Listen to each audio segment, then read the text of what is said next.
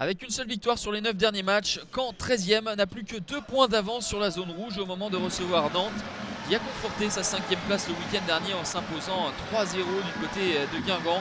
C'était d'ailleurs le plus large succès de la saison pour les hommes de Claudio Ranieri qui veulent enchaîner un autre bon match à l'extérieur. Patrice Garande, lui, aligne sa dernière recrue, arrivée d'Angers lors du mercato hivernal, l'ancien bordelais Enzo Crivelli. Crivelli est associé à Ivan Santini avec Ronny Rodelin en soutien. La première opportunité, elle va être pour les Nantais avec ce très beau travail de Salah qui va lancer en profondeur Yacine Bamou.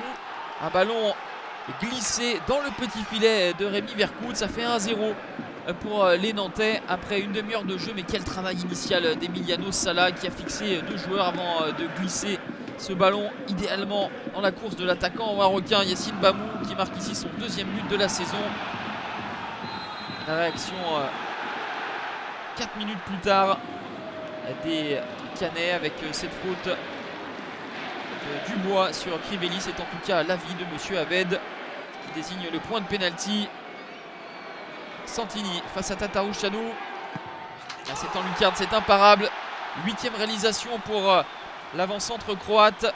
Son 5e pénalty transformé sur 6 tentatives. Ça fait donc un but partout à la 35e minute. Ce sera le score à la pause. 45 minutes assez disputées, rythmées entre deux formations qui ne ferment pas le jeu. Nantes avait ouvert le score et Caen a poussé juste derrière pour égaliser. Au match aller, Nantes s'était imposé 1-0. Patrice Garand a en tout cas vu ces hommes marqués, eux qui restaient muets sur leurs 3 derniers matchs à Dornano.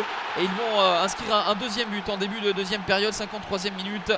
Le corner de Peter s'est coupé par Da Silva. Ça fait 2-1 pour le Stade Malherbe.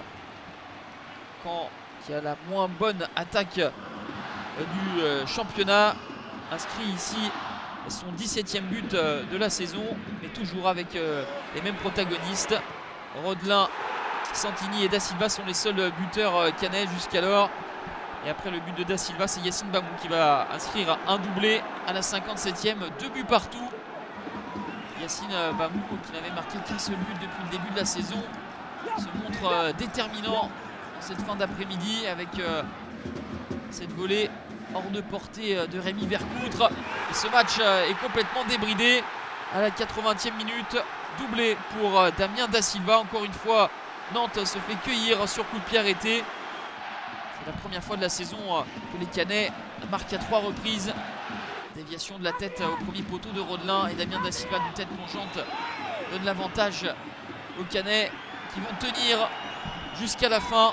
Rencontre enlevée et spectaculaire qui voit Caen s'imposer 3-2 et remonter à la 11e place. Nantes reste 5e avec 3 points d'avance sur Montpellier et Nice.